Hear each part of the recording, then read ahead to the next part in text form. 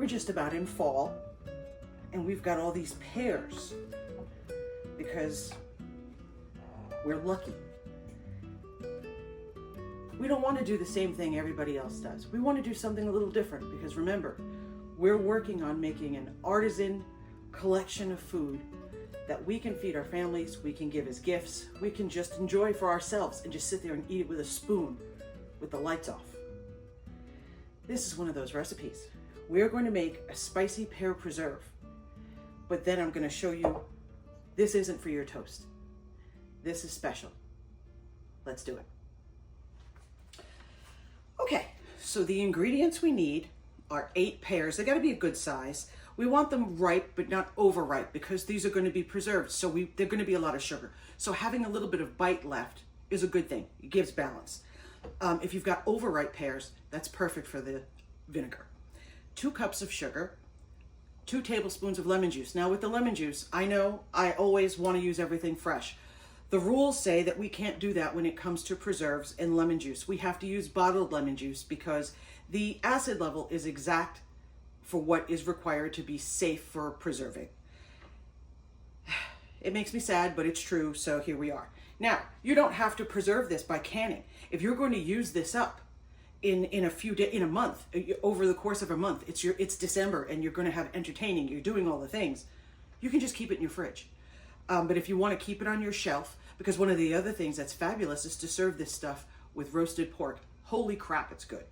So you may want to get involved in the canning, and if you do, you have to use bottled lemon juice. If you're not going to be canning and you're going to keep it in your fridge for about a month, you can use fresh lemon juice. Okay? We need a bell pepper. We need a spicy pepper. This is a jalapeno. When you see jalapenos with the little stripes on them, that will let you know that they're spicier. This was about to turn red. When a jalapeno actually matures and starts to get these striations on it, that's letting you know that it's been on the vine just a little bit long, which is exactly what happened outside. That's just the truth. I missed it, but I'm not going to waste it. And it's spicy, but that's fine because look how much sugar we have. So again, balance. And the flavor that we're going to be using, you can use cinnamon. It's a very small amount, but you can use cinnamon, you can use nutmeg, or my personal favorite for when you're working with pears, cardamom. This stuff is so good. I do recommend you use cardamom. If you don't have it, if you can't find it, cinnamon is just fine. Not as good as cardamom though. So there you go. I'm going to peel all of these and chop them up. Once they're chopped up, I'm going to take half and I'm going to roast them. I know, I'm always roasting something. The roasting intensifies the flavor and starts to caramelize. The other half, I'm going to mix with the sugar and let it sit for about 30 to 45 minutes. And it's just going to start to pull the natural liquid out. We're going to take everything, we're going to put it right in here, and we're going to cook it until it's reduced and it's tender and it's glossy and it's a preserve. It's going to be thick and shiny and so flippin' good you're not going to be able to believe it. And then we're going to serve it with really good cheese. I'm going to show you how you can do it. And then you can, of course, be creative and do whatever you want with it. It's yours. But that's what we're going to do. So when I come back, this will all be peeled, chopped up, and we'll go on to the next step. Okay? See you in a moment. A couple of things I wanted to catch up on. As we're peeling and coring our fruit, what do? We do not throw it away. Yes, we have chickens and we could give it to the chickens, the ducks, the geese, the pig, the whole thing. I have a ton of overripe fruit because I cannot keep up. That's just the truth. I do my best and I catch as much as I can, but anything I miss goes to our animals. So we have zero waste. That being said, I'm peeling these fruit. They are absolutely delicious. It's crazy. They're so good. So I took the peels and the cores and I put them in here. If I push this down, it would be halfway. I didn't. I just kind of dropped them in so there's a lot of air gaps. And what we would do is add warm water, 1 cup at a time until it comes to the top. However many cups we used, we add 1 tablespoon of sugar. Give it a good mix. Now we're not going to seal it because remember, we're trying to make sure that it creates a mother. So we need the oxygen. So we're going to cover it with something that can breathe, set it aside with all of our other vinegars, and we just have more. And the holidays are coming, so it's nice to have all kinds of beautiful things in our larders. We can give as gifts. We can just use it when we're preparing holiday meals. We can keep it and look at it on the pretty shelves. We can do any of that stuff. Another thing, I made a mistake the other day when I was measuring for the raspberry vinegar. Grab it. There are 6 cups of water in here, and I only added 4 tablespoons of sugar. And a very well-cherished member of our community and a commenter and someone who I'm starting to get to know and consider a friend brought to my attention that I made that mistake. And I was so happy. I have to tell you that just knowing that people I haven't met yet but care about this have my back, and they caught the mistake.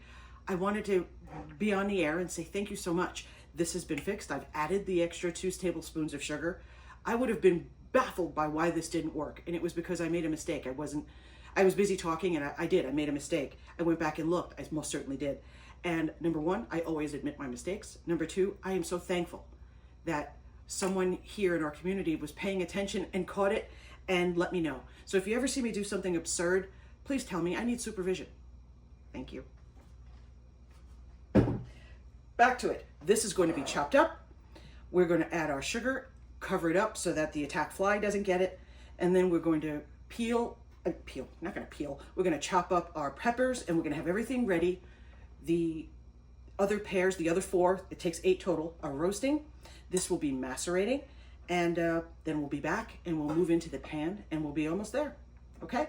Don't forget our lemon juice, keep it in front of my face, and the cardamom, which I put down, and now I don't know what I did with it. Where did you go, cardamom? I'll find the cardamom. Okay, so we've got our macerated fruit in our pan, and let me not burn myself, and I'll show you what we're looking for with the roasted. You see, it's just these little caramelized bits. Here I am. Okay, that's what we're looking for. All this did was intensify the flavor of the pear. Okay, and we're going to just go ahead and take all of that right in. The beauty of doing this on a piece of parchment paper is that even though there's caramelized fruit here, this will take no time to clean.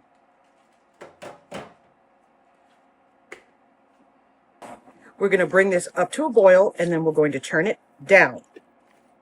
And we're going to simmer it for about 45 minutes to an hour. Then we're going to add our vegetables and simmer it for another half an hour, maybe a little bit more. Because what we're looking for is a certain level of syrupiness, a thickness, that would let us know that we are done. So it's not about the time, it's about what it looks like and how it behaves on a spoon. And I'll show you exactly what I mean by that. So this is going to take a little while. I'll come back and show you through the process.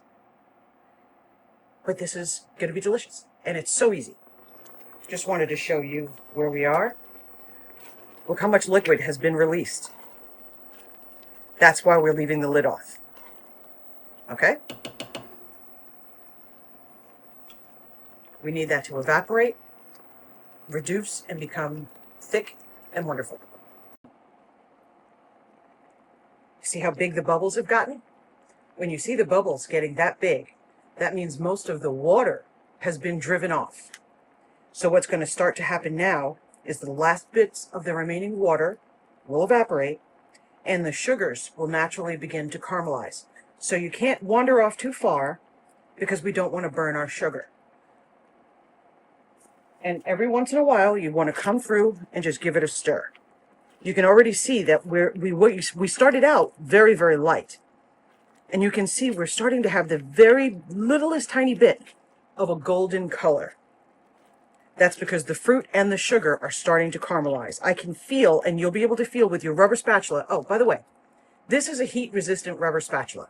When you're working with sugar, you have to be very, very careful. Sugar is incredibly hot, and a burn that you can get from sugar will be a nightmare.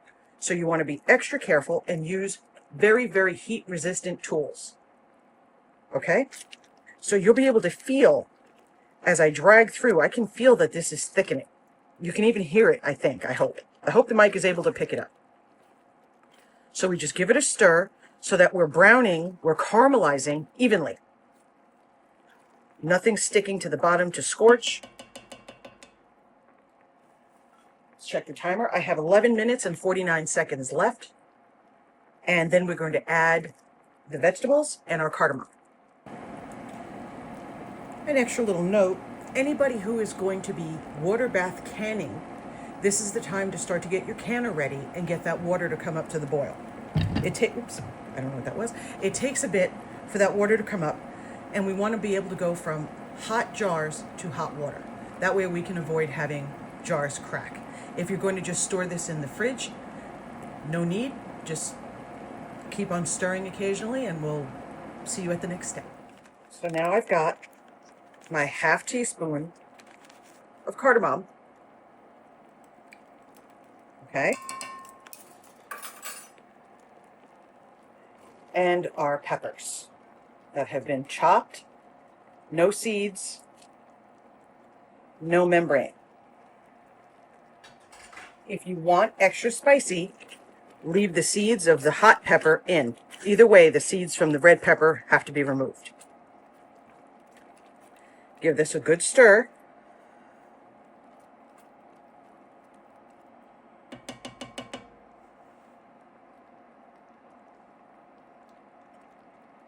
And we're going to cook this for about 30 minutes. And then we're going to check it and see if we've thickened up enough to be nice and thick. You want it to be glossy and to be able to essentially stand up on a spoon so that it will stay on a cracker.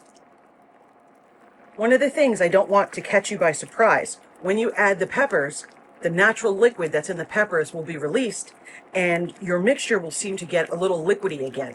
That's natural. It's supposed to happen. And again, it's part of why we are boiling as hard as we are.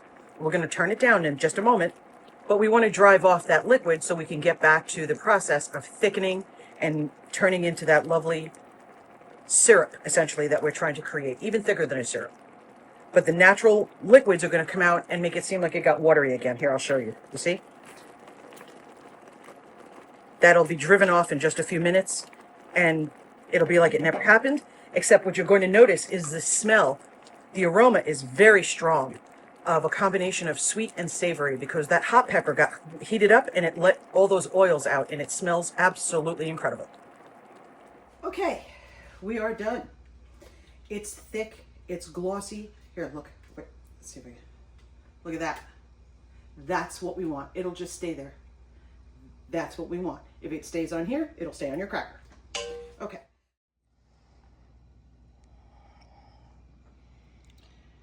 And this is our final product. It is so good, y'all. Makes great gifts, but what it really does well is go on a cheese platter just like this. This is Gorgonzola Dolce, Fontina, Humboldt Fog, prosciutto, some lovely crackers, and some candied nuts. And then we take the star of the show.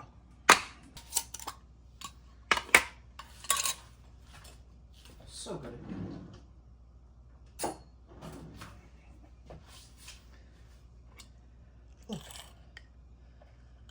Look at that. It is perfect. And when you put it on a cracker, it has manners. Doesn't drip, doesn't act a fool. We can take a little bit of cheese. This is the Gorgonzola Dolce. One of my favorites. And pears and blue cheese are beautiful together.